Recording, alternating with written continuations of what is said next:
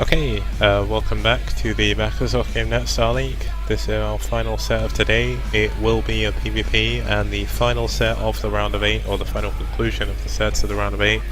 And this will be between KT's Naura and Oz, once again in the coming up the final match. Oz is anytime. So this is going to be a somewhat interesting PvP. We haven't seen too much PvP so far in the Offgamenet Starleague. We did see a few between Best and Anytime, and of course Naura versus Anytime, the first game, did happen yesterday. Just checking where I'm hosting the maps that I'm not hosting the first game again, because that was relatively awkward last game. That's fine, we fixed it, we went through, and we are in fact on the second game. So Naura won his game yesterday against Anytime, so he will be 1-0 up in the set.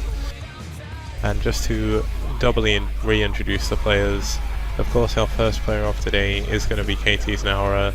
He is 2-0 up in his Bacchus Offgamenet Starleague career, winning his group.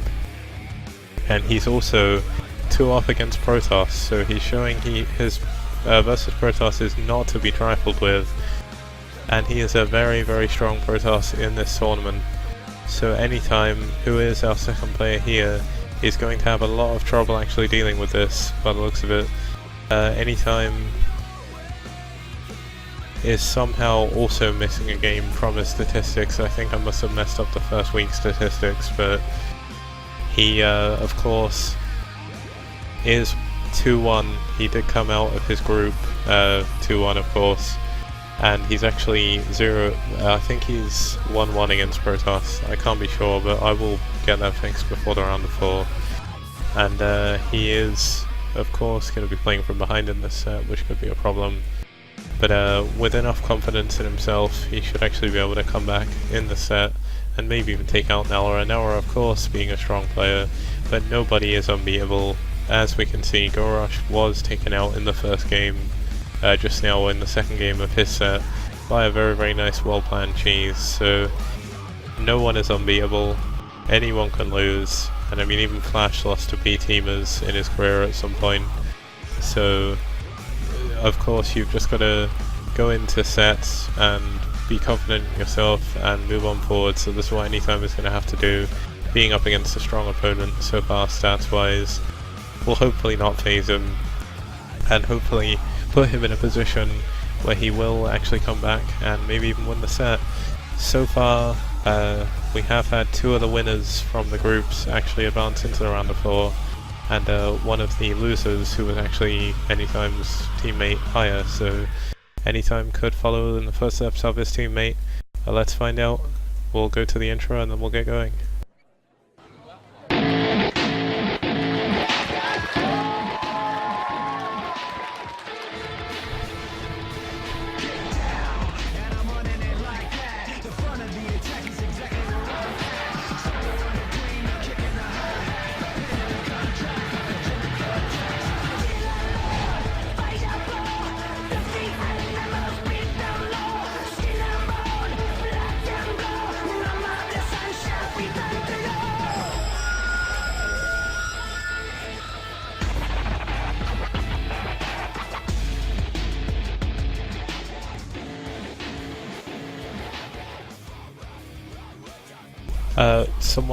Someone very kindly just pointed out to me that I forgot to turn on the overlays in the past few sets, so I apologise for that, but that's fine, we'll get them turned on this time. Thank you for pointing that out, you're the first person who's mentioned that, so yeah, oh, and once again I'm showing the wrong screen, but both players are ready, so we're going to move on to the final set of today, and hopefully have some fun with this PvP.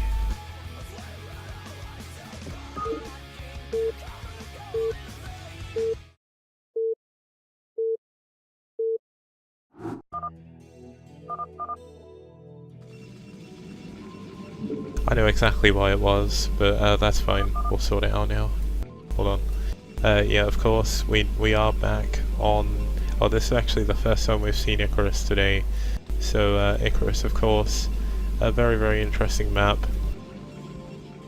It's actually quite a difficult map to get used to due to the layout. It reminds me very much of Python.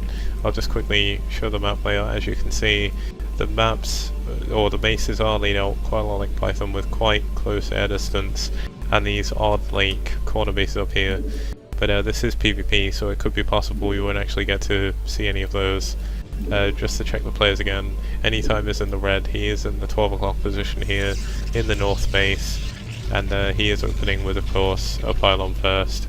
And then down here in the bottom half of your screen you do have KT's Nalra, who, as I explained just before the game, is a very strong player in this tournament. And Anytime will have his work put out for him to actually come back in this set and move forward.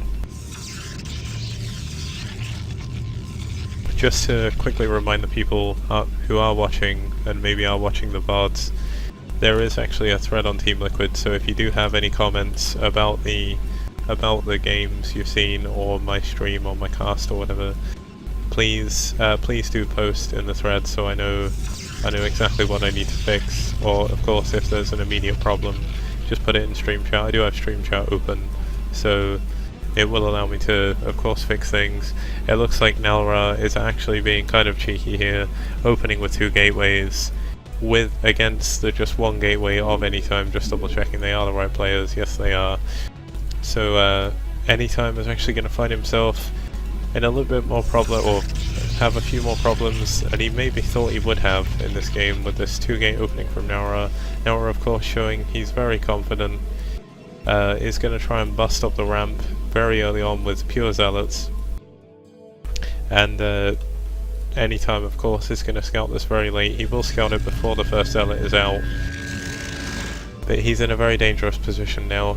Anytime is going to have to do what he can to defend against the 2 gates from Nalra. Nalra being the first KT player, of course, you've seen in the individual leagues of the Offgamenet Starleague. This, of course, is the first of hopefully many solo tournaments I'm hosting, so eventually we may, well, I'm hoping in the next season we will see more KT players. When the Offgamenet Starleague first started, it was just before SDPL really got going, and KT wasn't full at the time of the sign-ups, so there wasn't enough players to fill out the tournament, but in the future that should change. The Zealots are moving up across the map.